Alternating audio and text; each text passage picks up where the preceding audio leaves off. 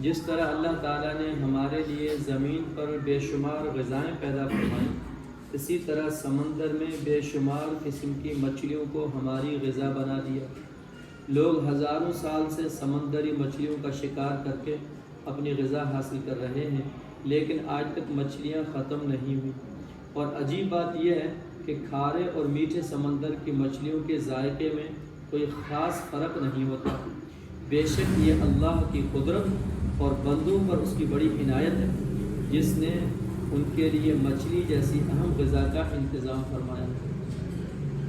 آج تک مچھلی کی بھی ختم ہوئی ہے۔ قرآن میں اللہ تعالیٰ فرماتا ہے، اے ایمان والو، انصاف پر قائم رہتے ہوئے اللہ کے لیے گواہی دو، چاہے وہ تمہاری ذات، والدین اور رشتہ داروں کے خلاف ہی کیوں نہ ہو۔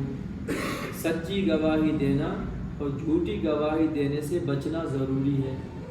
آج سے یہ اپنی عادت ڈالو، ہم کبھی جھوٹ نہیں بولیں، ہمیشہ سچ بولیں گے۔ اور سچ بولنے کا جو صلہ ملے گا دنیا اور آخرت میں، آپ اندازہ نہیں کر سکتے۔ اگر موقع ہوگا تو اس کے متعلق میں آپ کو کچھ واقعہ سناؤں گا۔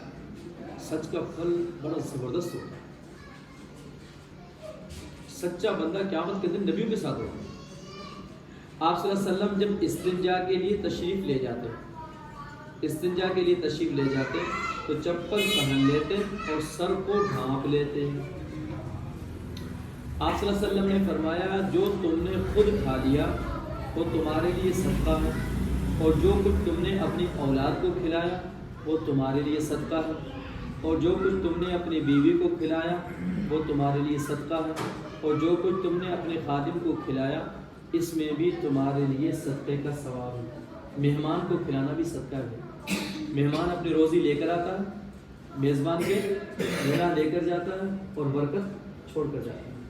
اور جس کھانے کے دسترخوان پر مہمان اگر موجود ہو تو اس کھانے کا حساب نہیں ہوگا۔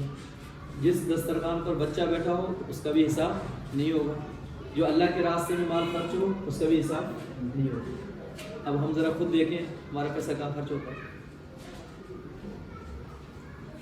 آپ صلی اللہ علیہ وسلم نے فرمایا، مجھے اپنی امت پر سب سے زیادہ ڈر خواہشات اور امیدوں کے بڑھ جانے کا۔ خواہشات حق سے دور کر دیتی ہیں اور امیدوں کا لمبا ہونا آخرت کو بھلا دیتا ہے۔ اور یہ دنیا بھی چل رہی ہے اور ہر دن دور ہوتی چلی جا رہی ہے، اور آخرت بھی چل رہی ہے اور ہر دن قریب ہوتی جا رہی ہے۔ یعنی ہر وقت زندگی کم ہوتی جا رہی ہے اور موت قریب آتی جا رہی ہے۔ اس لیے آخرت کی تیاری میں لگے رہنا چاہیے۔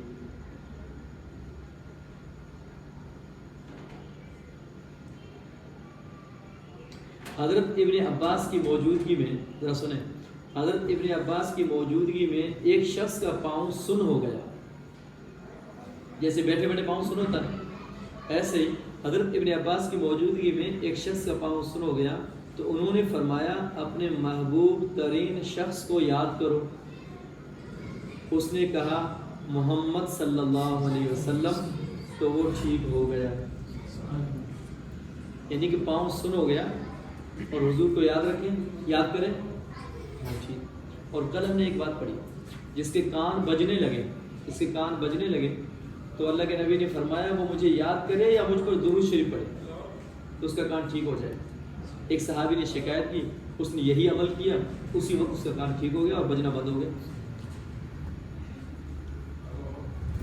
قرآن میں اللہ تعالیٰ فرماتا ہے، اے ایمان والو، اللہ تعالیٰ کے لیے سچائی پر قائم رہنے والے اور انصاف کے ساتھ شہادت دینے والے بن جاؤ، اور کسی قوم کی دشمنی تمہیں اس بات پر آمادہ نہ کر دے کہ تم انصاف نہ کرو، بلکہ ہر معاملے میں انصاف کرو، یہ پرہیزگاری کے زیادہ قریب ہے۔